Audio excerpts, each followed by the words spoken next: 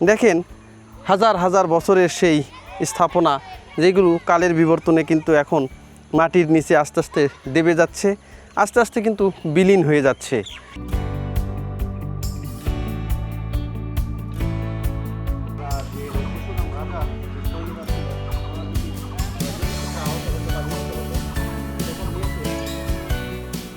ভাইরা কোথা থেকে আসছেন? চিটং থেকে আসছি আমরা। চট্টগ্রাম থেকে এখানে আসছেন? হ্যাঁ। আচ্ছা, এই জিয়ত কুণ্ড দেখার জন্য না শুধু আরো মহাস্থানের? মহাস্থান গেলাম, জিয়তকুণ্ড গেলাম। ভিউয়ার্স, আমি এখন যে ভিটার উপরে দাঁড়িয়ে আছি এটাই হচ্ছে রাজা পরশুরামের কিন্তু ভিটা। এখান থেকেই এই মহাস্থান যে রাজ্য ছিল, একসময় বাংলার যে রাজধানী ছিল পণ্ড্রনগর, সেই রাজ্য কিন্তু এখান থেকে পরিচালনা করা হতো। আমি এখন সেই ভিটাতেই কিন্তু দাঁড়িয়ে আছি। শুধু তাই না, এটা কিন্তু রাজা পরশুরামের যে রাজপ্রাসাদ সেইটা। শাহ সুলতান বলখি মাহিসাওয়ারের সাথে যুদ্ধে তিনি পরাজিত হওয়ার পরে তার বোন এখানে ছিলেন, তার বোনের নাম ছিল শিলাদেবী। তিনি কিন্তু এই করতোয়া নদীতে আত্মহত্যা করেন। তারপর থেকে শিলাদেবীর ঘাট এখানে হিন্দুদের কাছে একটা তীর্থস্থান। হিন্দুরা কিন্তু প্রতি বছর এখানে কিন্তু স্নান উৎসব করে থাকে। তো দেখেন, এটাই সেই কিন্তু রাজা পরশুরামের কিন্তু প্রাসাদ।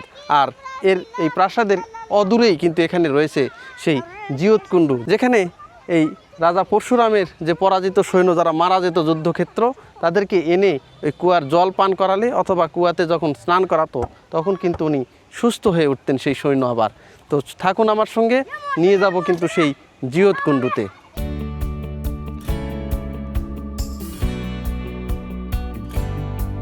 পুরাণের পরশুরামের নাম আমরা সবাই জানি। সম্প্রতি তার জন্মতিথিও বেশ জাঁকজমক করে পালিত হয়েছে। কিন্তু অনেকেই জানেন না, বাংলার মাটিতেও এক পরশুরামের রাজত্বের গল্প প্রচলিত রয়েছে। বাংলাদেশের মহাস্থানগড়ে পাওয়া গেছে এক প্রাচীন প্রাসাদের ধ্বংসাবশেষ, যা স্থানীয়ভাবে পরশুরামের প্রাসাদ নামে পরিচিত। তবে এটি পুরোপুরি পৌরাণিক যুগের নয়। ধারণা করা হয় দ্বাদশ শতকে এখানে এক শাসকের অবস্থান ছিল, যাকে ঘিরেই এই পরশুরামের কাহিনী গড়ে উঠেছে। 1907, 1961 এবং 1995 সালে 3 দফা প্রত্নতাত্ত্বিক খননে এই প্রাসাদের 3টি ভিন্ন স্তর আবিষ্কৃত হয়। সবচেয়ে নিচের স্তরটি প্রাচীন, যার গঠনশৈলীতে পাল যুগের ছাপ স্পষ্ট। মাঝের স্তরে সুলতানি স্থাপত্যের প্রভাব দেখা যায়, আর উপরের স্তরটি অনেকটাই নতুন। এমনকি এখান থেকেই ইস্ট ইন্ডিয়া কোম্পানি আমলের মুদ্রাও পাওয়া গেছে। জনশ্রুতি অনুযায়ী 1080 থেকে 1125 সালের মধ্যে মহাস্থানগড় শাসন করতেন নীল নামে এক রাজা। তার সঙ্গে যুক্ত হয় এক রহস্যময় ব্রাহ্মণের আগমন, যিনি নাকি পুরাণের সেই পরশুরাম। বলা হয় তিনি কৌশলে রাজ্য দখল করেন, কিন্তু বেশি দিন সেই ক্ষমতা টেকেনি। এরপর আগমন ঘটে শাহ সুলতান বলখি মাহিসাওয়ারের। তার সঙ্গে যুদ্ধেই নাকি পরশুরামের পতন ঘটে। দেখেন হাজার হাজার বছরের সেই স্থাপনা যেগুলো কালের বিবর্তনে কিন্তু এখন মাটির নিচে আস্তে আস্তে দেবে যাচ্ছে, আস্তে আস্তে কিন্তু বিলীন হয়ে যাচ্ছে স্থাপনাগুলো। পরতে পরতে যে ইতিহাসগুলো রয়েছে সেইগুলো কিন্তু আস্তে আস্তে সব বিলীন হয়ে গেছে। এই যে ইঁটগুলো কিন্তু ক্ষয়ে ক্ষয়ে যাচ্ছে, ইঁটগুলো কিন্তু ধ্বংস হয়ে গেছে। তারপরেও হাজার বছরের যে পুরাতন স্থাপনা সেইগুলো কিন্তু এখনও কিছুটা বিদ্যমান, এখনও কিন্তু সেইগুলা রয়ে গেছে। দেখেন কি সুবিশাল একটা জায়গা। এই জায়গাতেই কিন্তু রাজা পরশুরাম যিনি থাকতেন এবং এই মহাস্থানের যিনি রাজা ছিলেন, একসময় এই রাজা পরশুরামের সাথে হজরত শাহ সুলতান বলখি মাহিসাওয়ারের কিন্তু যুদ্ধ হয়। সেই যুদ্ধে কিন্তু এই যে রাজা পরশুরাম তিনি কিন্তু পরাজিত হন। তারপর থেকে কিন্তু এই রাজ্যে কিন্তু শাহ সুলতান বলখি মাহিসাওয়ারের যে মাজার রয়েছে সেই মাজারে কিন্তু পরিণত হয়। আর এইগুলো স্থাপনা কিন্তু হাজার বছরের স্থাপনা, সেই স্থাপনাগুলো কিন্তু এখনও কিন্তু রয়ে গেছে। দেখেন এই প্রাচীরগুলো একটা সময় ছিল খুবই উঁচু, কিন্তু কালের বিবর্তনে এই প্রাচীরগুলো আস্তে আস্তে কিন্তু দেবে গিয়েছে। আজ থেকে হয়তো 50 বছর বা 20 বছর পরে এইগুলো কিন্তু মাটির সঙ্গে একদম মিশে যাবে, কারণ যথাযথ কোনো পদক্ষেপ নাই এইগুলো সংরক্ষণ করার জন্য। এক সময়কার যে এত পুরাতন স্থাপনা সেগুলোকে যে সংরক্ষণ করা বা সংস্কার করা, সেগুলো কোনো উদ্যোগ কিন্তু কোনো কারোরই নাই। অথচ এগুলো কিন্তু বিশাল একটা পর্যটন খাতে পরিণত হতো। এখনও কিন্তু দূর দূরান্ত থেকে প্রতিনিয়ত কিন্তু মানুষ আসেন এইগুলো কিন্তু একটু দেখার জন্য। বর্তমান সময়ে এগুলোতে এখন শুধুমাত্রই যে চারণভূমি হয়ে গেছে। এই যে দেখেন যেখানে কিন্তু ছাগল ভেড়া গরু কিন্তু এইগুলো কিন্তু চড়ানো হয়, এইগুলো কিন্তু বেঁধে রাখা হয়। আর এই যে দেখেন ছেলেপেলের দল, এগুলো কিন্তু তারা এখন খেলায় মেতে উঠছে। এই যে তারা বিকেল হলেই এইগুলোতে কিন্তু ফুটবল খেলে বা বিভিন্ন অন্যান্য যে খেলাগুলো রয়েছে সেগুলো কিন্তু খেলে। আর এখানে কিন্তু কয়েকটা কক্ষ দেখতে পাচ্ছি, কয়েকটা কক্ষ বিশিষ্ট যে ছোট ছোট ঘর সেইগুলো কিন্তু দেখা যাচ্ছে।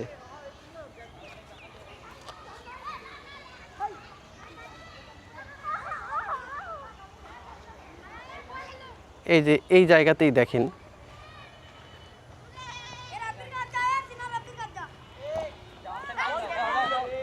এই যে দেখেন এখানে কিন্তু ছোট বাচ্চারা কিন্তু ফুটবল খেলায় মেতে উঠছে।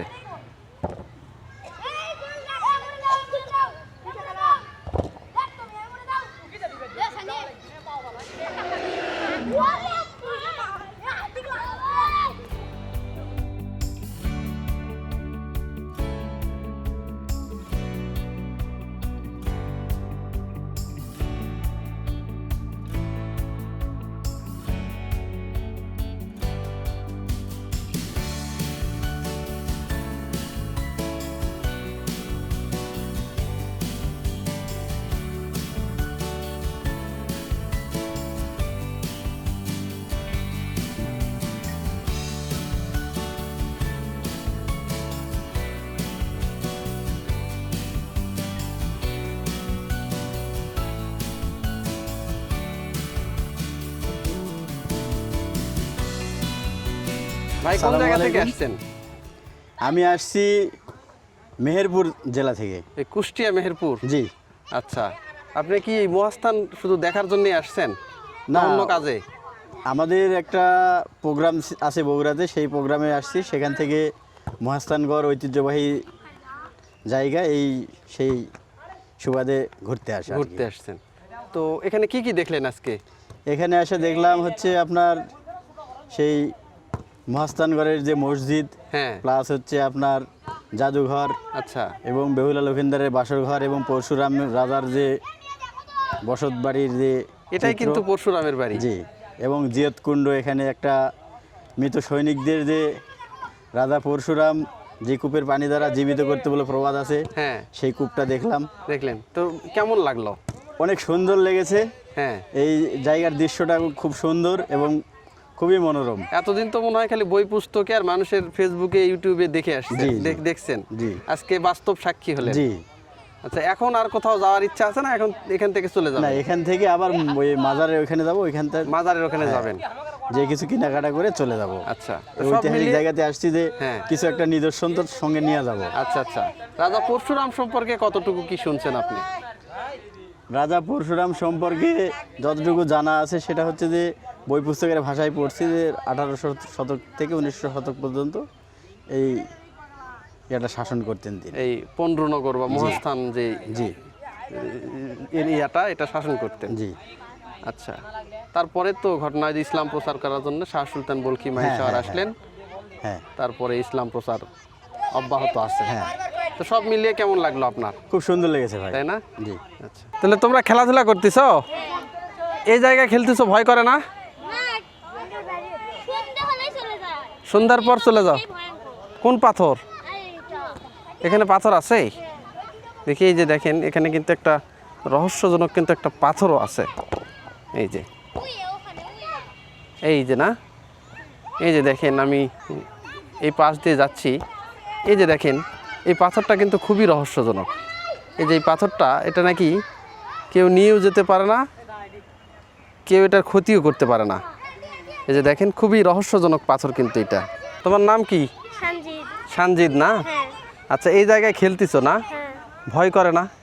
স্যার করি। ভয় করে এই জায়গায়? হ্যাঁ। সন্ধ্যার পরে কি থাকো এখানে? না। থাকো না? না। আচ্ছা, এখানে যে পাথরটা আছে, হ্যাঁ, হ্যাঁ এটা কি মানে ক্ষতি করে? হ্যাঁ কি করে ক্ষতি করে। আপনি যদি নিয়ে যান এর মানুষ আবার ফিরে আসবে। এই জায়গাতেই? হ্যাঁ ওরে বাবা, এই পাথরের ক্ষতি করছে, তোমাদের মধ্যে কারো কোনো সমস্যা হয়েছে কি না? হ্যাঁ একজন হাত ভেঙে দিয়েছে। কিভাবে? চিমটি হয়ে মুতে দিছিল। প্রস্তাব করার পরে হ্যাঁ হাতি ভেঙে গেছে। হ্যাঁ ভেঙে গেছে।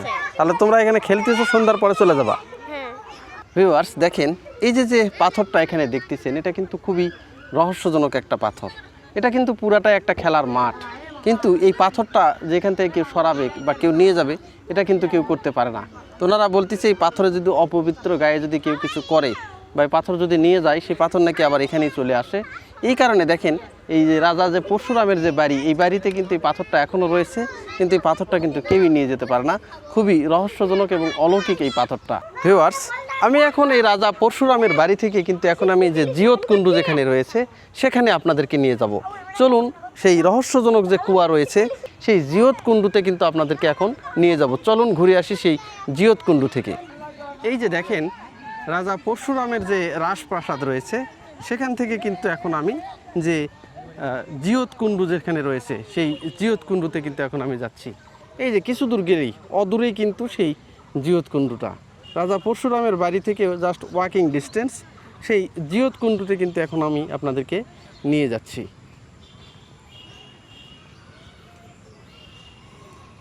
মহাস্থানগড় যে পুরো যে রাজ্যটা রয়েছে, এই পুরো রাজ্যটাই কিন্তু ইতিহাস ঐতিহ্যে কিন্তু ভরা। এখানে কিন্তু প্রত্নতত্ত্ব অধিদপ্তর যারা রয়েছেন তারা কিন্তু এখানে সকাল বিকাল কিন্তু এই জায়গাগুলোতে কিন্তু তারা পাহারা দেয় যে কোথায় কিছু পাওয়া যাচ্ছে কিনা। এখানে মাঝে মধ্যেই শুনবেন যে আপনারা বিভিন্ন ধরনের কোষ্ঠী পাথরের মূর্তি বা বিভিন্ন ধরনের যে মূর্তি, এইগুলো কিন্তু পাওয়া যায়। আর এই যে এটাই হচ্ছে সেই জিয়ত কুণ্ডু।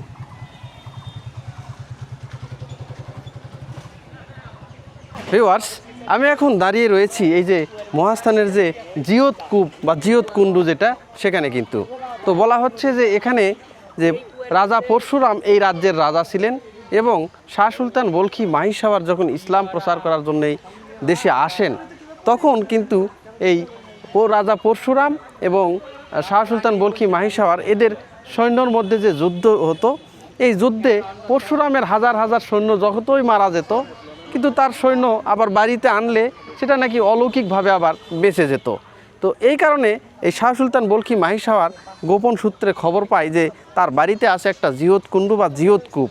সেখানে নাকি এই যে মারা যাওয়া মৃত সৈন্যকে যখন নিয়ে এসে এই কুয়ার যে পানিগুলো তার শরীরে যখন ছিটিয়ে দেওয়া হয়, এই কুয়ার জল যখন সেই সৈন্যর গায়ে ছিটিয়ে দেওয়া হতো বা কুয়াতে যখন সেই সৈন্যকে যখন স্নান করানো হতো, তখন নাকি অলৌকিকভাবে সেই সৈন্য আবার নাকি জীবিত হয়ে উঠতো।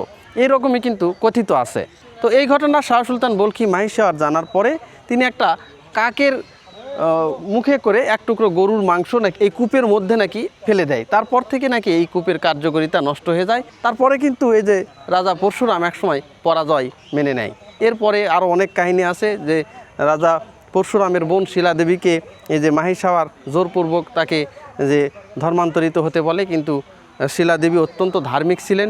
এই কারণে শিলাদেবী দৌড়ে এসে কিন্তু তিনি তার জীবন রক্ষার্থে তিনি কিন্তু এই যে করতোয়া যে নদী রয়েছে সেই নদীতে শিলাদেবীর ঘাট রয়েছে সেই জায়গায় কিন্তু তিনি আত্মহত্যা করেন, আত্মাহুতি দেন। তো এইরকম কথিত আছে।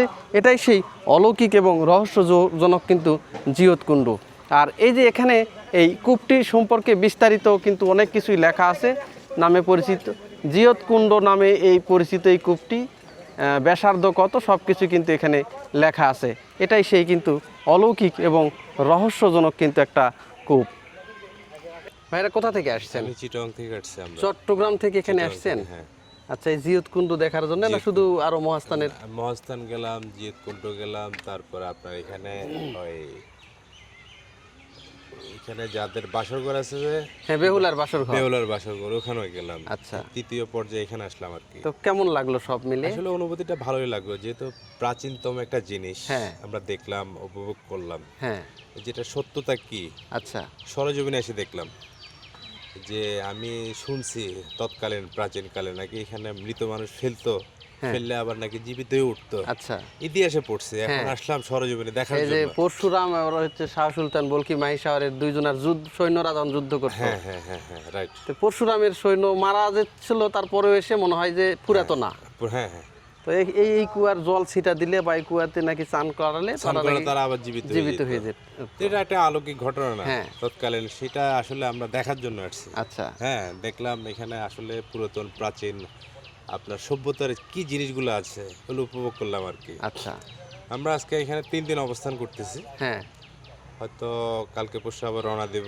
আচ্ছা এখন এগুলো সব দেখলাম, হ্যাঁ আর একটা অভিজ্ঞতা অর্জন হলো। আচ্ছা আরেকটু বলেন যে এই যে হাজার বছরের ঐতিহ্য ধরতে গেলে এটা তো দেখা যাচ্ছে অরক্ষিতভাবেই পড়ে আছে, এগুলো কি সংরক্ষণ করলে কি ভালো হতো কি না, বা সংরক্ষণের বিষয় এখন বাংলাদেশ সরকারের প্রতি আমি কি বলবো, এখন যিনি সরকার প্রধান আমাদের, উনি বসছে, ওনার মেয়াদ প্রায় 2.5 মাস 3 মাস ছুঁই অবস্থা। হ্যাঁ এই অবস্থায় উনি ওনার পার্লামেন্ট সামলাবে না দেশের ভারসাম্য সামলাবে, হ্যাঁ এটা আসলে বলা মুশকিল। তারপরেও সরকারের প্রতি দৃষ্টি আকর্ষণ করব, যেহেতু প্রাচীনতম একটা সম্পদ, হ্যাঁ এই সম্পদের মালিক তো সরকার, হ্যাঁ মূলত জনগণ না। না তো সরকার যদি এখানে দৃষ্টি দেয় এটা আসলে ডেভেলপ হবে। হ্যাঁ পর্যটন এরিয়া হিসেবে এখানে আরো উন্নত হবে, পর্যটনরা আসবে, প্রাচীনতম জিনিসগুলো দেখবে, বাংলাদেশ সরকারের কোষাগারে আর্থিকভাবে হ্যাঁ যে একটা লাভবান হবে, হ্যাঁ সেই দিক দিয়ে বাংলাদেশ সরকার যদি দৃষ্টি দেয় হ্যাঁ আমার মতে সেটা ভালো হয় আর কি।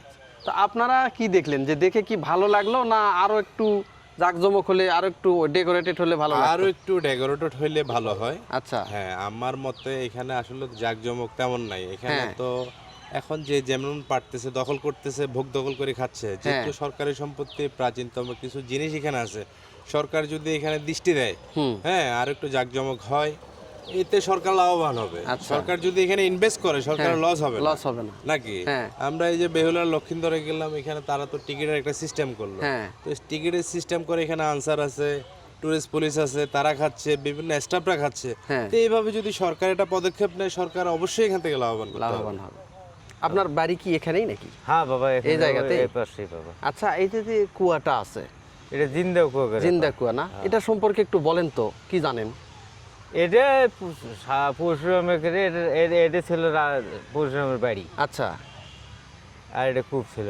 তো তখন পরশুরাম সুলতান সাহেব এটা দখল করে নিয়ে হ্যাঁ, এটা এটা সব মুসলমানের রাষ্ট্র বানাচ্ছে। এখন সব দখল হয়ে গেছে। হ্যাঁ, এখন মুসলমানের সবগুলো ইয়া হয়ে গেছে। এখন আগে বলে এই কিছু কুয়াতেই কিছু নাকি- জায়গায় এলে এখন কিছু কিছু জায়গা সরকার মেরামত করতেছে, হ্যাঁ সরকারের আওতায় এলে সরকারের লিয়ে এলে। আচ্ছা, তা হোক, এই কুয়াতে নাকি ওই কাক দিয়ে মাংস ফেলে দিছে। হ্যাঁ, তা ফেলে সেটাও দেওয়ার পরে- গেছে। আবার মানুষ যুদ্ধ করে যখন ওই পরশুরামের সৈন্য যখন পরাজিত হতো, মানে মারা যেত, হ্যাঁ, হ্যাঁ, তখন নাকি কুয়াতে আনা ফেলে দিলে নাকি জীবিত হতো। জিন্দা হচ্ছে। তাই? হওয়ার পরে তখন সুলতান সাহেবের সাথে যুদ্ধ হয়। হ্যাঁ যুদ্ধ করার পরে তো সুলতান সাহেব দেখে রে আমি যা মারি তাই হয়। হ্যাঁ, কারণটা কি? কারণটা কি? তখন উনি আবার নামাজে বসে ধ্যান করে দেখে যে এখানে থেকে মানে এখানকার পানি লেজে ছিটে দিলি তাই আবার জিন্দা হয়। আগেকার লোক 70 এমন ছিল, এখন আজরে নামাজ পড়তে পড়তেও মিশা কথা। কথা বলছেন, এখন তো ধর্ম নেই, না, না, এমনি না। দেখাচ্ছে আমরা সব ইতিহাস। হ্যাঁ ওইভাবেই এখন মনে করেন চলতেছে। আচ্ছা, লোককথা বলে এই কুয়োর জলে মন্ত্র পাঠ করে এমন শক্তি দেওয়া হয়েছিল যাতে মৃত সৈন্যরাও পুনরায় জীবিত হয়ে যুদ্ধে ফিরতে পারত। কিন্তু সেই পর্যন্ত কৌশলে সেই শক্তি নষ্ট করে দেওয়া হয়, আর পরশুরামের পরাজয় অনিবার্য হয়ে ওঠে।